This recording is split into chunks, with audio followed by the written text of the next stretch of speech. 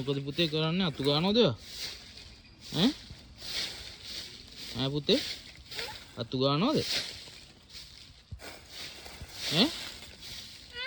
අතු ගන්නවද ඈ පුතේ කො බලන්න මොකද ඒ කරන්නේ අම්මා අතු ගන්න කුණු ටික අයින් කරනවද ඈ පුතේ සෝයි